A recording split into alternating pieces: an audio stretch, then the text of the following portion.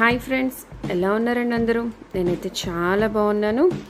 ఈరోజు ఇంకో వెరైటీ ఐటెంతో మేము ముందుకు వచ్చేసానండి.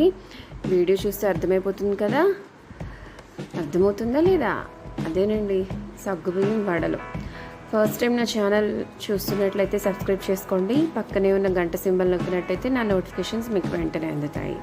ఇక మనం వీడియోలోకి వెళ్ళిపోదామండి.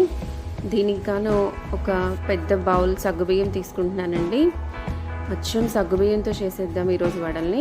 జస్ట్ బైండింగ్కి కాను ఒక 3-4 స్పూన్లు బియ్య పిండి తీసుకున్నాను. ఒక అరకప్పు పెరుగు, ఒక పెద్ద ఆనియన్ తీసుకున్నానండి, సన్న సన్న ముక్కలు కట్ చేసేసి, ఇంకా అల్లం, పచ్చిమిర్చి, ఉప్పు కలిపిన పేస్ట్. వీటన్నిటిని మంచిగా కలుపుకోవాలండి. ఇంకా ఎక్సెస్ వాటర్ ఏమీ యాడ్ చేయకండి. అచ్చం సగ్గుబియ్యంతోనే వడలు చేసేసుకుందాం ఈరోజు. మనం చూస్తున్న విధంగా కలుపుకోవచ్చు.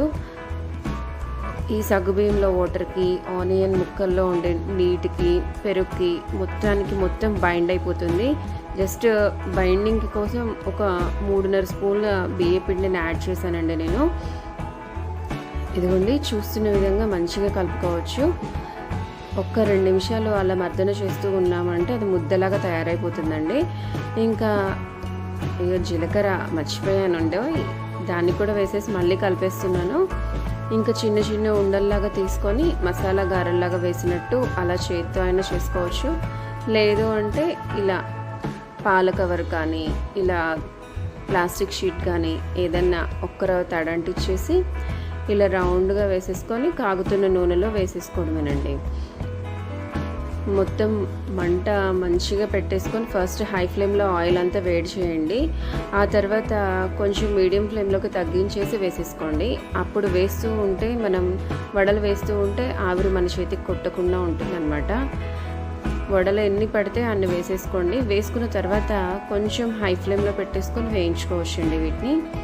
ఇదిగో ఇలా చూపిస్తున్న విధంగా ఎర్రగా వేగిన తర్వాత తీసుకుంటే సరిపోతుందన్నమాట. చాలా అంటే చాలా క్రిస్పీగా ఉంటాయండి. ఒక్కసారి ట్రై చేసి ఎలా వచ్చాయో నాకు కామెంట్ సెక్షన్లో రాయండి. నా వీడియో మీకు నచ్చినట్టయితే లైక్ చేయండి, షేర్ చేయండి, సబ్స్క్రైబ్ చేయడం మర్చిపోకండి. Thank you friends. ఒక్కసారి